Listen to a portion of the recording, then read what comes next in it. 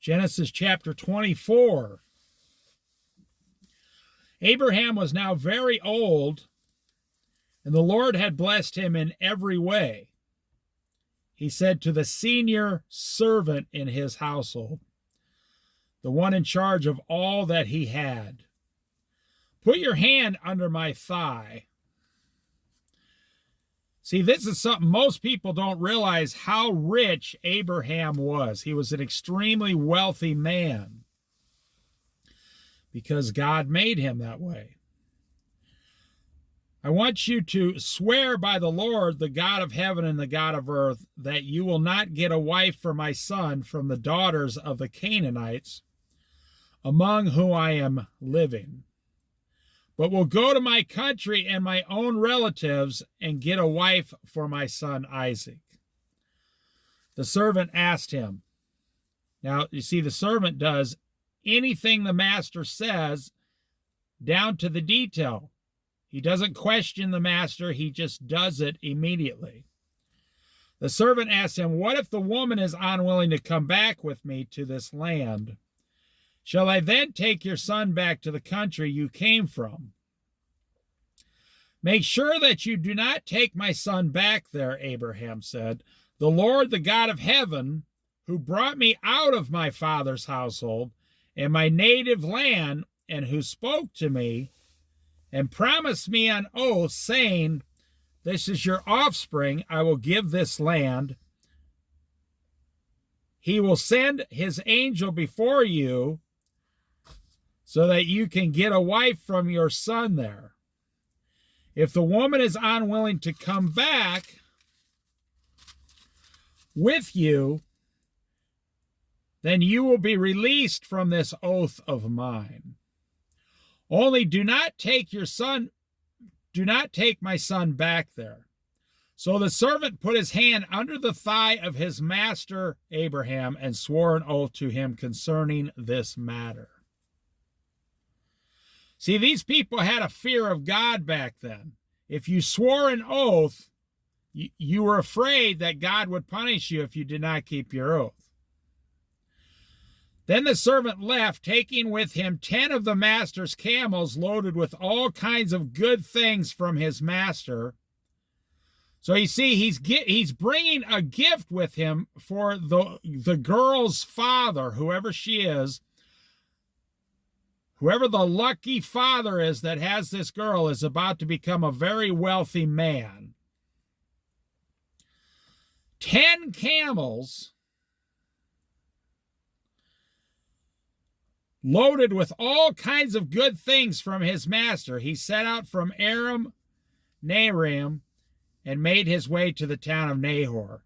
He had the camels kneel down near the well outside the town.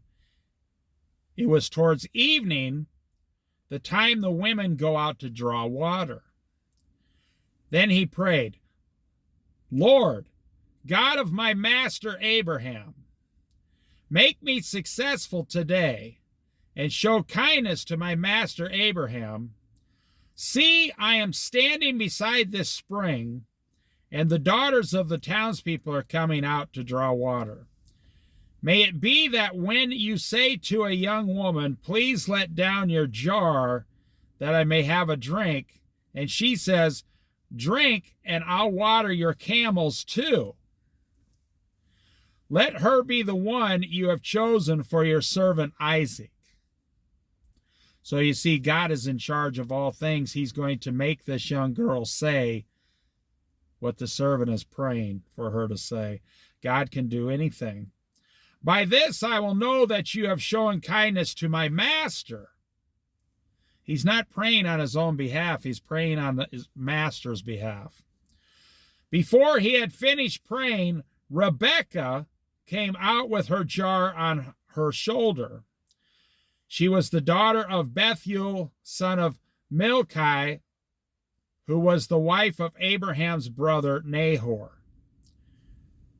The woman was very beautiful, a virgin.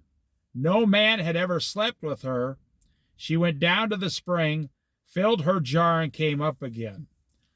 Okay, so I want to show you here God can change your life in one single hour.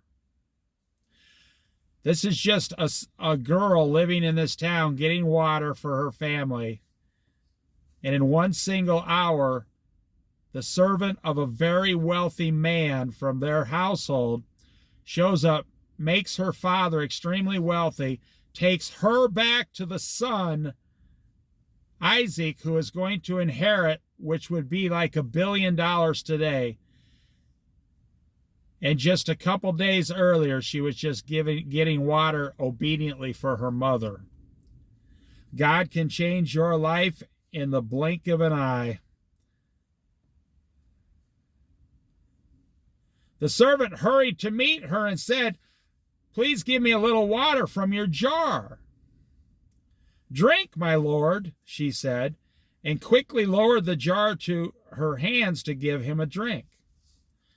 After she had given him a drink, she said, "I'll draw water for your camels too." What a nice girl. "Until they have had enough to drink."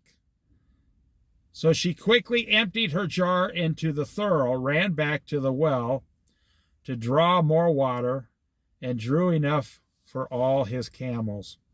Without saying a word, the man watched her closely to learn whether or not the Lord had made his journey successful. When the camels had finished drinking, the man took out a gold nose ring wearing a beka and 2 gold bracelets wearing 10 shekels. Then he asked, "Whose daughter are you? Please tell me if there is room in your father's house for us to spend the night." She answered him, "I am the daughter of Bethuel, son of Milcah, born to Nahor." And she added, "We have plenty of straw and fodder, as well as room for you to spend the night." Then the man bowed down, that she's being kind to him again. Then the man bowed down and worshiped the Lord, saying, "Praise be to the Lord, the God of my master Abraham." Now God gets all the praise. "Who has not abandoned his kindness and faithfulness to my master. As for me, the Lord has led me on the journey to the house of my master's relatives." The young woman ran and told her mother's household about these things. You see, this is a big, huge adventure for these people right now. Nothing like this has ever come and happened to them. Now, Rebekah had a brother named Laban who had hurried out to the man at the spring. As soon as he had seen the nose ring and the bracelets on his sister's arms, he had heard Rebekah tell the man, said to her, he went out to the man and found him standing by the camels near the spring. "Come, you who are blessed by the Lord," he said. "Why are you standing out here? I have prepared a house and a place for the camels." So the man went to the house, and the camels were unloaded. Straw and fodder were brought for the camels, and the water for him and his men to wash their feet. He wasn't traveling alone. He had many servants under him, probably in case they were attacked. Then food was set before him, but he said, "I will not eat until I have told you what I have to say." So he's in a stranger's house. He will not even touch a piece of food until he finishes his master Abraham's business first. That is what a servant does. A Christian is the servant of Jesus Christ, our master. We should take care of the master's things first and our things last. "Then tell us," Laban said. So he said, "I am Abraham's servant." Now, obviously, everybody in the whole region over there has heard about Abraham. He's a very famous, wealthy man. "The Lord has blessed my master abundantly, and he has become wealthy.